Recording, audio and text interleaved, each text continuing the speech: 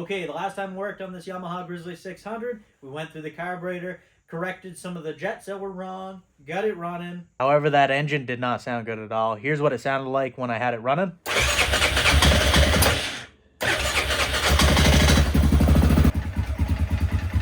Alright, so she's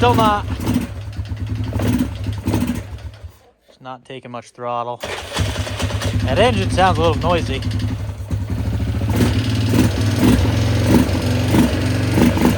Takes more throttle when the choke's applied, but still not much. Something up there doesn't sound too good.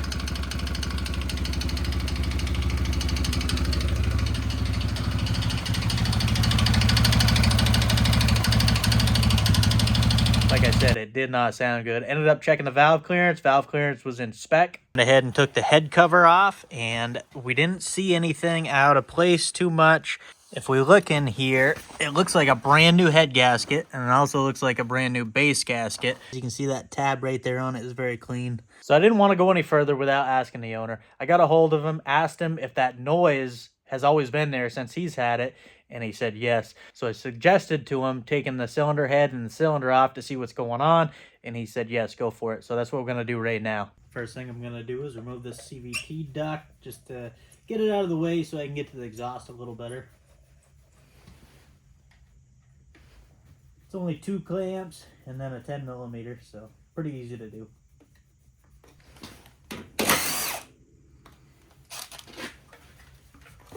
We should be able to just pull it off like that. Now we got to remove the exhaust. Bolts are coming out easy. Of course, they look brand new because they already had this apart.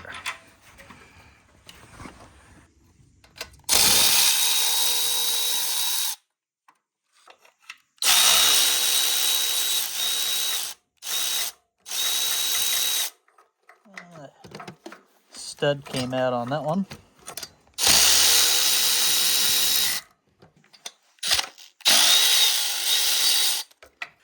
Those actually came out very easy, thankfully. Like I said, somebody did have it apart, so it didn't surprise me too much. Get that out of there. We'll go ahead and remove this carburetor now.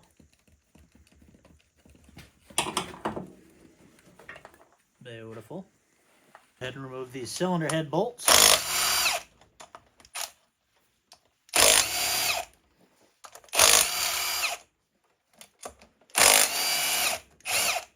Just like so.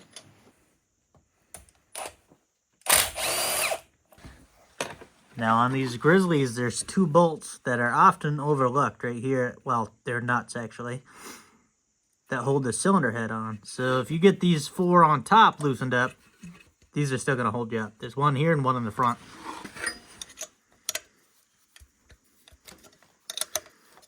That's actually loose. That was barely tightened up. Go ahead and get that. And the one in the front is right here. That one was tight.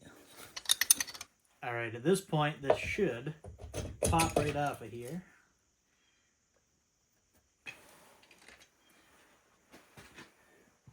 Let's go ahead and pull the cylinder off.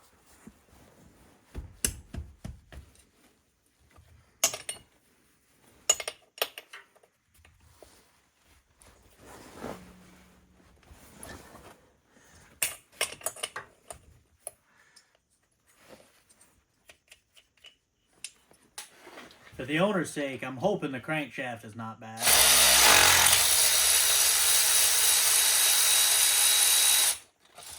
But we won't know until we tear it apart.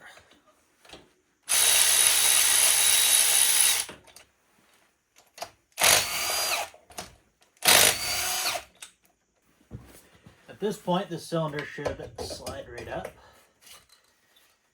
Hope for the best. That. Oh, the side of that piston's really scored up. This cylinder is too. Go ahead and remove our clip. It's a little sticky on top of there. All right. Oh, it doesn't look good. Look at the wrist pin here. Very bad, which means the connecting rod is going to be bad. Look at the scarring on the side of that piston skirt. Same thing over here. Man, I'd say she ran out of oil there for a minute. Let's check her out. Oh yeah, she definitely scored. Great in there. That's not good.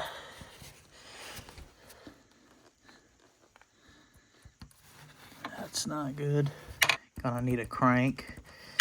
That is absolutely not what I wanted to see. That was my worst fear, actually. Go ahead and check out the top end of this. The cylinder head actually looks pretty good, so I was pretty impressed with that. The cylinder, not so much. I mean, just look at that right there. A hone's not gonna bring that back, unfortunately. There. It's just too scarred up to reuse. You can catch it with your fingernail big time. The piston, man, a lot of scraping on that here. And obviously our wrist pin is damaged. Well, now we know what all that racket was in this engine. What was going on is that connection rod was kind of seized up onto the wrist pin, which was putting in a lot of pressure back and forth on the piston. So what was going on, it was rocking back and forth into that cylinder bore, and that's what we were hearing. What I originally thought was valves tapping was actually piston slap. All that excess friction could be why it wasn't revving up properly as well. This machine just gets worse and worse as we go. Unfortunately, the lower end is what's going to run into some money here. I'll have to go price a crank. Now, these Grizzly 600s do have a steel bore cylinder, so it can be bored out and purchase an oversized piston. Bore service for the cylinder and a piston. Looking at the cylinder now, it appears that it's missing the O-ring right there. That would definitely cause lack of oil up top of here, which, I mean, these do have some scarring on them. It would probably be okay for a while, but, you know, if you're digging in that far to the engine, would you, I don't even know. There's just a lot wrong with this motor, you know. I just went and checked on some parts. It's going to add up pretty quick. If we go with the cheaper Yamaha oversized piston, we're looking at $115. If we go the complete gasket set, same brand, around $100. We can go with the used good crankshaft for $250, or we can rebuild the current crank for around $400. Probably be a little bit less than $400. And then the bore service to bore that cylinder is going to be around $125. And then the labor, which would be to pull the engine out, completely disassemble it, rebuild it, throw it back together with the good parts, get it back up and running, get everything.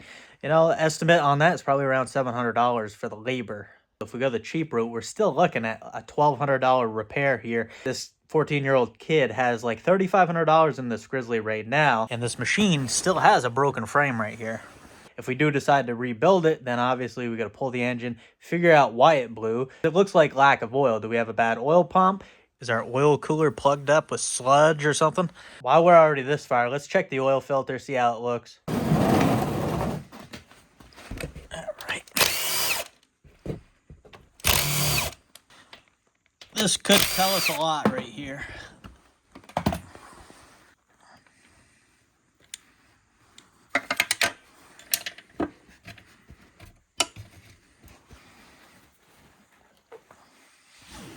Right.